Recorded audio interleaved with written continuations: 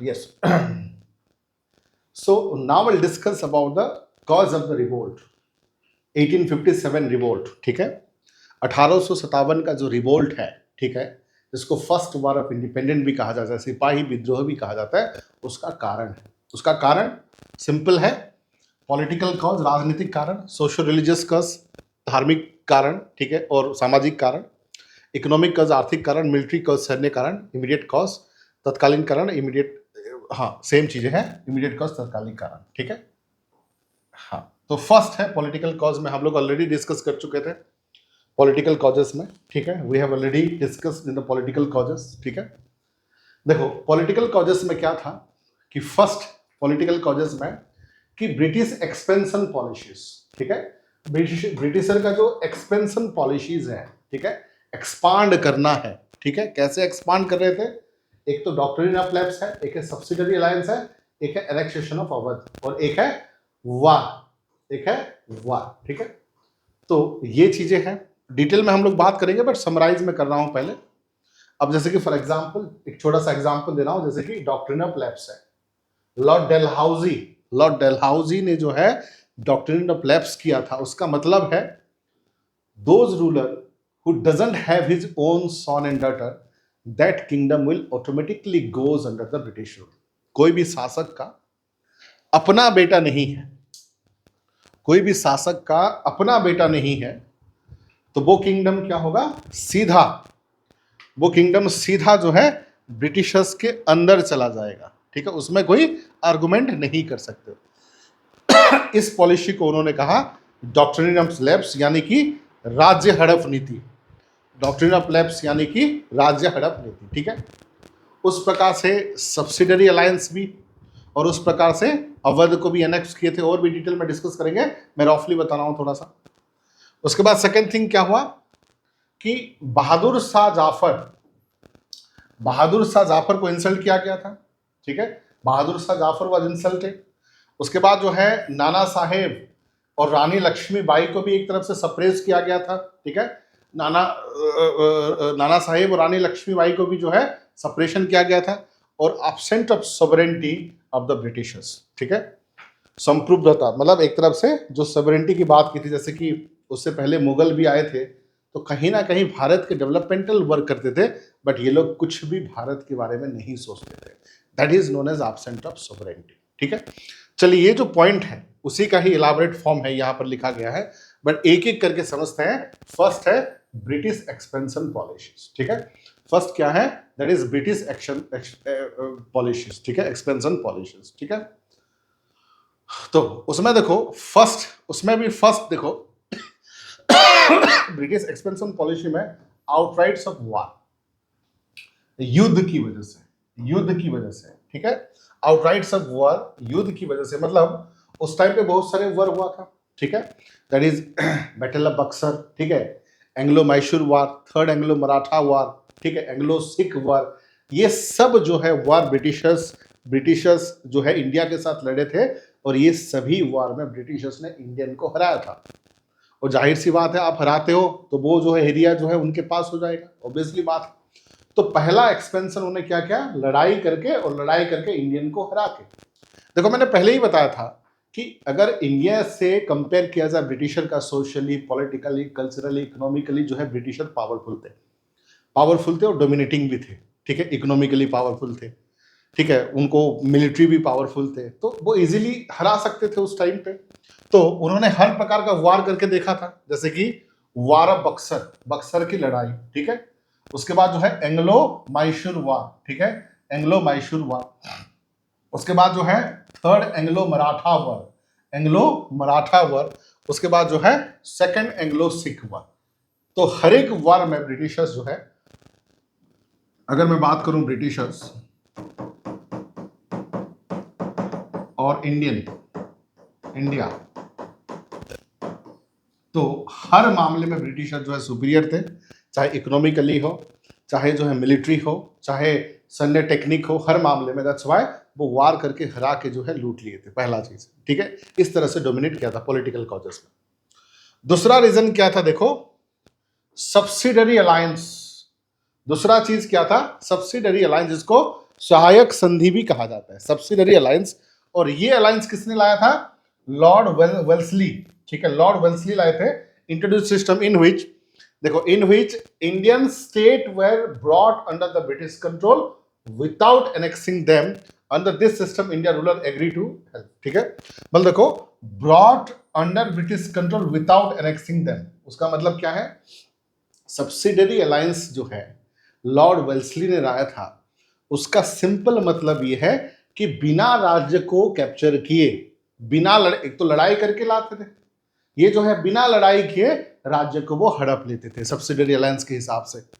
हाँ, जो कुछ राज्य जो है ऐसे ही हार मानकर स्वीकार कर देते थे, और जो जो नहीं हार मानते थे उनसे लड़ाई करते थे ये लोग, ठीक है। सो इस तरीके से वो ले लिया था, बहुत सारे राज्य को जो है सब्सिडरी अलायंस के थ्रू ले लिया था, ठीक है। जिसकी वजह से जो है आपको एक्सेप्ट करना होगा कि ब्रिटिशर जो है सुप्रीमेसी है, ब्रिटिशर के अंडर काम करना होगा, ठीक है, ब्रिटिशर के अंडर काम करना होगा, ठीक है। और उसके साथ साथ जो है British resided at their headquarter, उनका जो हेडक्वार्टर है वहां पर ब्रिटिशर रहेंगे, ठीक है।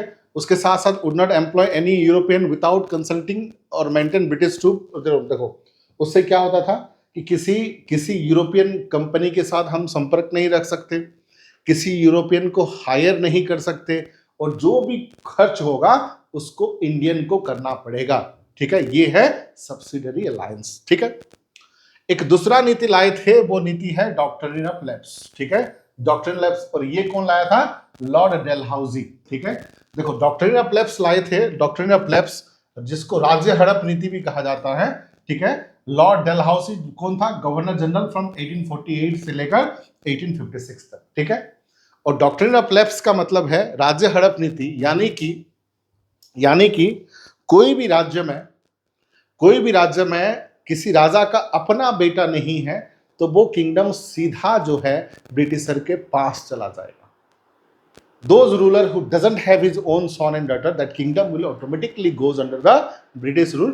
ये पॉलिसी था डॉक्ट्रिन ऑफ लैप्स का, ठीक है, ये पॉलिसी था डॉक्ट्रिन ऑफ लैप्स। और जिसकी वजह से बहुत सारे राज्य ऐसे थे डॉक्ट्रिन ऑफ लैप्स के हिसाब से जो चले गए थे ब्रिटिशर के अधीन में।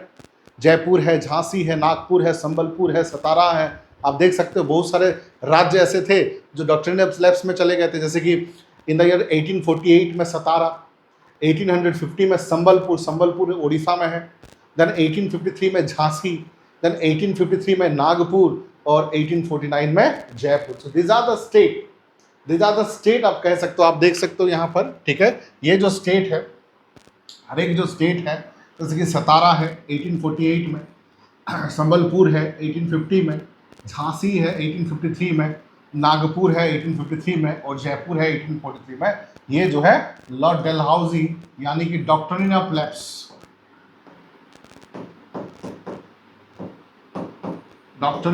लैप्स के हिसाब से, राज्य हड़प नीति के हिसाब से ये जो है ब्रिटिशर के अधीन में चला गया था, ब्रिटिशर के, क्योंकि उसके जो है उसमें क्या था, देखो, एक जो है झांसी भी है, ठीक है, झांसी की रानी लक्ष्मीबाई है ना,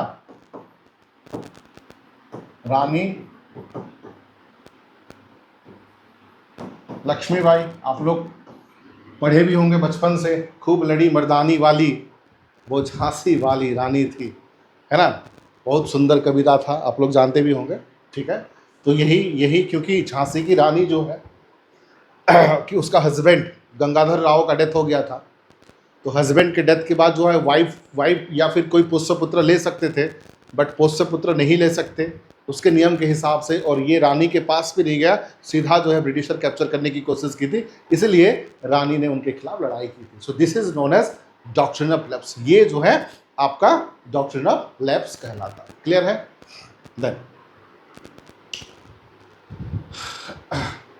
हाँ, उसके बाद एक और चीज है, देखो, एनेक्सेशन टू द अवध, ठीक है, एनेक्सेशन टू द अवध, ठीक है, एनेक्सेशन टू अवध, अवध के ऊपर उन्होंने जबरदस्ती कैप्चर कर लिया था अवध को, ठीक है।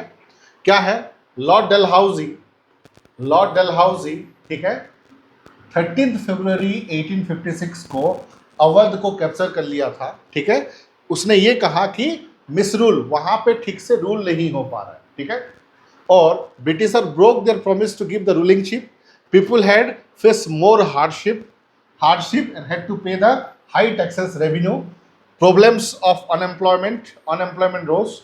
Property were confiscated. 70,000 were grossly affected and did not like what Britisher in Awadh. मतलब सिंपली सी बात है, ब्रिटिशर ने ये कहा कि अवध के ऊपर जो है अच्छा मतलब रूल ठीक से नहीं हो पा रहा है अवध के ऊपर, और ब्रिटिशर्स ने उसके ऊपर भी हड़प लिया था, जिसकी वजह से जो प्रॉपर्टी है वो छीन लिए थे और उनको बहुत सारे प्रॉब्लम फेस करना पड़ा। ब्रिटिशर ऑब्वियसली बात है कैप्चर करेंगे तो बहुत सारे प्रॉब्लम फेस करना पड़ा है, ठीक है। उसके साथ साथ जो है मतलब 75,000 सिपाही जो है इस घटना से मतलब अफेक्टेड हुए थे। तो यही एक रीज़न था, कह सकते हो कि पॉलिटिकल रीज़न। उसके बाद देखो disrespect Son to Bahadur Shah, ठीक है, disrespect Son to the Bahadur Shah, ठीक है। बहादुर शाह मीन्स बहादुर शाह जाफर, ठीक है, बहादुर शाह जाफर, और उनको बहादुर शाह सेकंड भी कहा जाता है, बहादुर शाह जाफर और बहादुर शाह सेकंड भी कहा जाता है, ठीक है। हालांकि यहाँ पर देखो बहादुर शाह जाफर जो है आप देख सकते हो कि बहादुर शाह जाफर जो है मुगल के अंतिम शासक थे, मुगल के अंतिम शासक थे, और ये भी as a part of doctrine of lapse policy the title pension and some of the Indian princes were considered. उसके साथ साथ तो जब यहाँ पर भी कैप्चर किया था, रेड फोर्ट में रहते थे दिल्ली के शासक, उन्होंने रेड फोर्ट को कैप्चर कर लिया था। रेड फोर्ट को कैप्चर करने के साथ साथ जो है पूरा सिंहासन को लेने के साथ साथ उनको बंदी बना के रंगून भेज दिया गया था। फिर उनका जो बेटे थे उनको भी पकड़ कर जो है हत्या कर दी गई, ठीक है, और उनके वाइफ को भी रेड फोर्ट को आने के लिए मना कर दिया गया था। तो एक तरफ से उनका जो तख्त, उनका जो ताज, सब कुछ ब्रिटिशर छीन लिए थे, ठीक है। इसलिए मुस्लिम भी जो है मतलब एक तरफ से ब्रिटिशर के खिलाफ आ गए, ठीक है। Then treatment given to Nana Saheb and Rani Lakshmibai, ठीक है, नाना साहेब एंड रानी लक्ष्मीबाई। देखो Bajirao second the last Peshwa, ठीक है, Bajirao second the last Peshwa है and under the protection of the company, but after the death, उनके बाजीराव के डेथ के बाद they refuse to pay the grant to the ruler of adaptation. देखो ये जो नाना साहेब जो थे, ठीक है, बाजीराव के पुष्य पुत्र थे, नाना साहेब जो थे बाजीराव के पुष्य पुत्र थे, और ये चीज़ मैं बता दूं उनके डेथ के बाद जो ग्रांट आता है या जो पेंशन है उन्होंने नाना साहेब को देने के लिए मना कर दिया, ठीक है, यही भी एक कारण बना। रानी लक्ष्मीबाई का केस क्या है, सेम चीज़ें हैं, ठीक है, the victim of the doctrine of lapse मैंने बताया था, ठीक है। सो डॉक्ट्रिन ऑफ लैप्स में गंगाधर राव उनके हस्बैंड के डेथ के बाद वो डॉक्ट्रिन ऑफ लैप्स के थ्रू उसको भी कैप्चर करना चाहते थे, तो यही रीज़न था, ठीक है। उसके बाद देखो एक और रीज़न है, absent of sovereignty of the British and India wealth gained to England, ठीक है, मतलब absent of sovereignty का मतलब क्या है, उससे पहले कई सारे शासक थे। अब मुगल्स का एग्जाम्पल ले लीजिए, मुगल्स हैं, तुर्क हैं, अफगान हैं, लोधी जो है अफगानिस्तान से आए थे, या आपके जो स्लेव डायनेस्टी है, खिलजी है, तुगलक है, सैयद है, ये सब कहाँ से, तुर्क से आए थे। इवन मुगल, ठीक है, मुगल ये सब आए थे बाहर से। तो कहने का मतलब फॉर एग्जांपल शाहजहां की बात करें, अकबर की बात करें, तो शाहजहां जो है ताजमहल बनाए थे, रेड फोर्ट बनाए थे, जामा मस्जिद बनाए थे, अकबर ने भी बहुत सारे राजपूताना के साथ पॉलिसीज बनाया था, अपने दरबार में मिन लोगों को रखा था, ठीक है। तो ये लोग अच्छा काम भी किए हैं, कुछ मुगल शासक बुरे काम कर सकते हैं जैसे कि औरंगजेब है, पर कुछ मुगल शासक इंडिया के अच्छाई के लिए भी काम किए, ठीक है। लेकिन ब्रिटिशर जो है इंडिया की भलाई के लिए काम नहीं करते थे, मतलब इंडिया को कंप्लीटली इंडिया के ऊपर एक शासक बन के रूल नहीं कर रहे थे, इंडिया को वो एक्सप्लॉइट कर रहे थे, जितना ज़्यादा पैसा हो सके उसको लूटो और उसको कहाँ भेजो, इंग्लैंड भेजो, यही पॉलिसी ब्रिटिशर का था, ठीक है, यही पॉलिसी था। मतलब उनको रूल करना, अच्छा शासन करना, अच्छा सुव्यवस्था करना नहीं। आप लोगों के मन में चल रहा होगा सर रेलवे रास्ता बनाया था, रोड बनाए थे, टेलीग्राम बनाया था, पोस्ट ऑफिस खोले थे, नहीं, ये सब जो है इंडियन के डेवलपमेंट के लिए नहीं किया था उन्होंने, ये सब जो है वो खुद अपने डेवलपमेंट के लिए किए थे। क्लियर है पॉइंट? तो दैट्स व्हाई उनका कोई इमोशनल अटैचमेंट नहीं था इंडिया के प्रति, ये भी एक रीज़न था कि सब लोग जो है उनको नफरत करने लगे, ठीक है। सो this is about the political cause, ठीक है, सो this is about the political cause, ठीक है।